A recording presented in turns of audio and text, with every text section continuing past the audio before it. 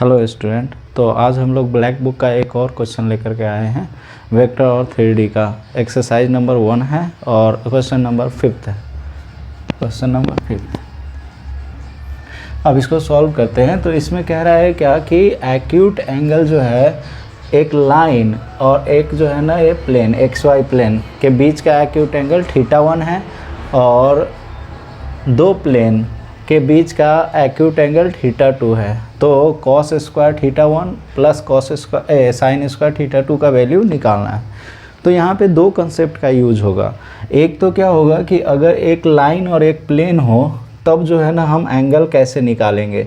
जैसे मान लिया एक लाइन हो, ये लाइन एंड प्लेन। जब लाइन और प्लेन दोनों की बात हो रही हो, और जैसे यह एक लाइन है, इसका इक्वेशन हो गया r equals to a vector plus lambda of b vector. यह एक लाइन हो गया। और दूसरा एक प्लेन हो गया। मान लीजिए इस प्लेन का इक्वेशन है r vector dot n vector equals to mu constant है, लेमडा भी कांस्टेंट है। तो इसके बीच का जो एंगल निकलता है वह होता है sine theta equals to B vector dot N vector, जहाँ पे एन जो है वो इस पर परपेंडिकुलर वेक्टर होता है, नॉर्मल वेक्टर, प्लेन का नॉर्मल वेक्टर। अपॉन में क्या होता है बी का मैग्नीट्यूड बाय एन का मैग्नीट्यूड।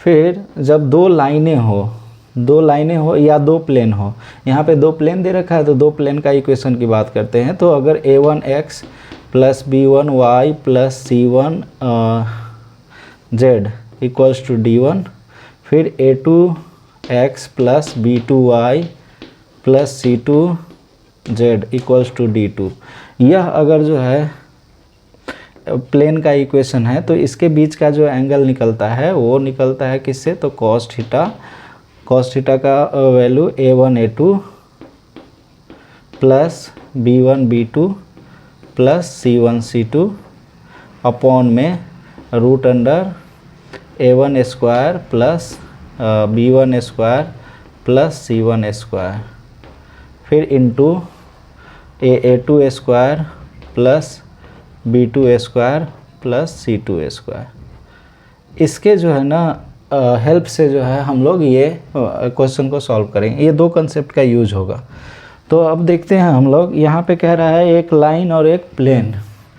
तो लाइन कौन सा कह रहा है, देखिए लाइन जो गिवन डेट है वो कौन सा लाइन है, तो r वेक्टर जो है वो है i cap plus 2j cap plus lambda of 4i cap minus 3k cap.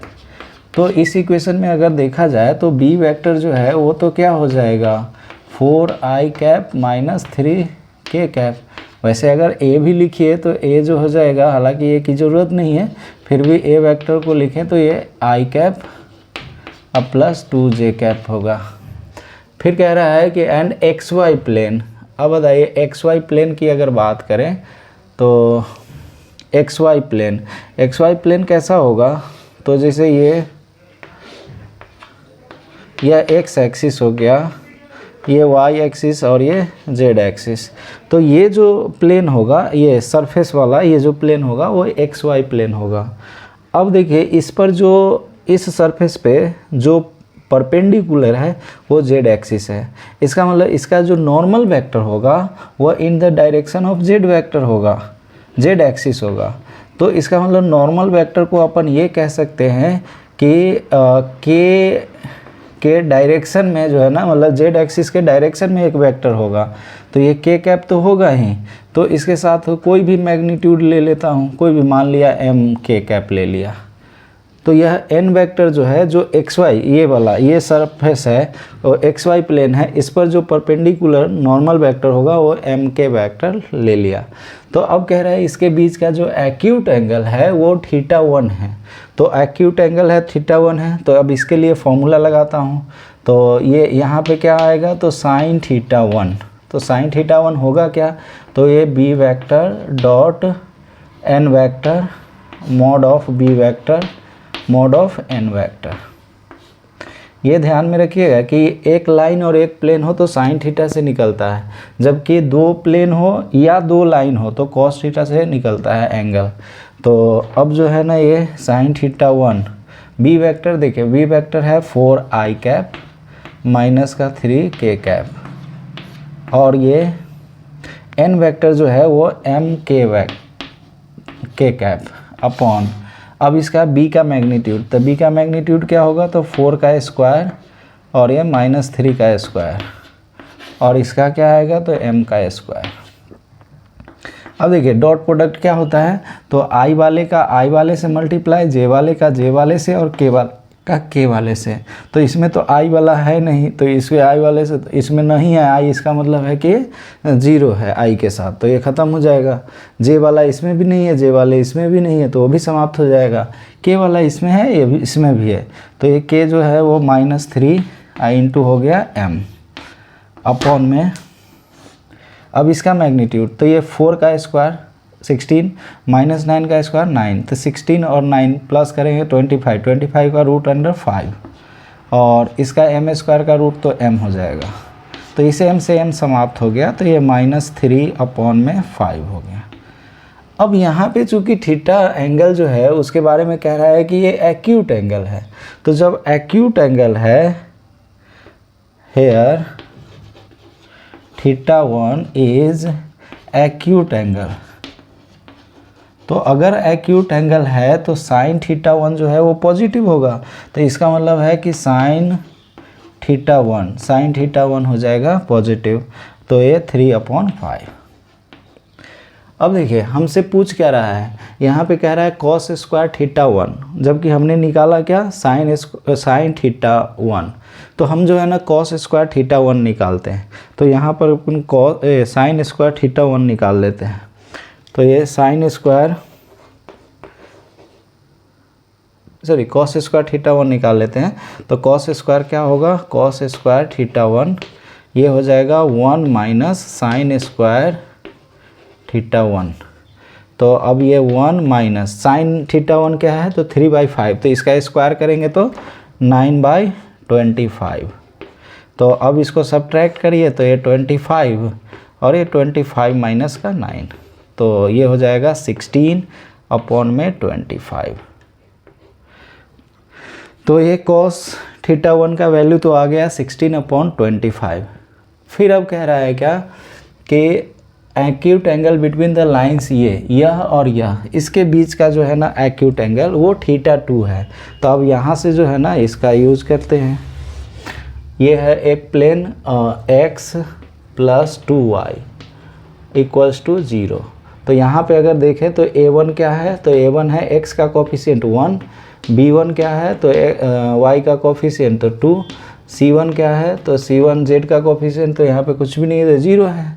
ऐसे ही एक इक्वेशन दूसरा दे रखा है 2x + y, ये प्लेन दिया हुआ है, तो अब इसमें a2 क्या होता है, तो x का कोफिशिएंट 2, b2 क्या होता है, तो y का कोफिशिएंट तो 1, और c2 क्या होता है, तो z का कोफिशिएंट तो 0, ये दूसरा इक्वेशन। अब यहाँ से जो है हम लोग दो प्लेन के बीच का एंगल निकालेंगे, तो दो प्लेन के बीच का एंगल कैसे निकलेगा, तो कॉस थीटा, अब चूंकि जो है ना यहाँ पे थीटा 2 कह रहा है दोनों प्लेन के बीच का एंगल, तो कॉस थीटा 2, ये फॉर्मूला क्या आएगा, तो a1 a2 plus b1 b2 plus c1 c2 upon में आ जाएगा रूट अंडर का a1 का स्क्वायर प्लस b1 का स्क्वायर प्लस c1 का स्क्वायर, फिर ये a2 का स्क्वायर प्लस b2 का स्क्वायर प्लस c2 का स्क्वायर। अब इसका वैल्यू रख लेता हूँ, तो a1 कितना है जी 1, और a2 कितना है तो 2, प्लस b1 कितना है 2, b2 कितना है 1, c1 कितना है 0, और c2 भी कितना है 0 अपॉन रूट अंडर, तो a1 है 1 का स्क्वायर, b1 है 2 का स्क्वायर, और ये 0 का स्क्वायर। फिर ऐसे ही है a2 है 2 का स्क्वायर, b2 है 1 का स्क्वायर, और c 0, तो ये, तो अब ये देखें तो ये 2 और प्लस 2, तो ये तो हो जाएगा 4 अपॉन ये 2 का स्क्वायर तो 4 और ये 1 का स्क्वायर तो 1, तो ये 4 + 1 तो ये √5 और ये भी √5, तो ये √5 तो इसका वैल्यू क्या आ गया 4/5। अब देखिए यहाँ पे cos θ2 है, जबकि हमें जो फाइंड आउट करना है उसमें sin² θ2, तो अब इसका मतलब हम लोग क्या निकालेंगे sin² θ2, तो ये हो जाएगा 1 - cos² θ2, तो ये 1 माइनस ये 4/5 का स्क्वायर तो कितना होगा 16/25। अब इसको सब्ट्रैक्ट कर देंगे तो ये आ जाएगा 9/25, ये आ गया। अब हमें जो फाइंड आउट करना है उसका फाइनल वैल्यू हम लोग निकालते हैं। जो फाइंड आउट करना है वो है क्या, cos² θ1 प्लस sin² θ2, तो इसका वैल्यू अपने को फाइंड आउट करना है। तो अब देखिए cos² θ1 हमने निकाला है, कितना आया तो 16/25 प्लस अब ये sin² θ2, तो sin² θ2 कितना आया 9/25।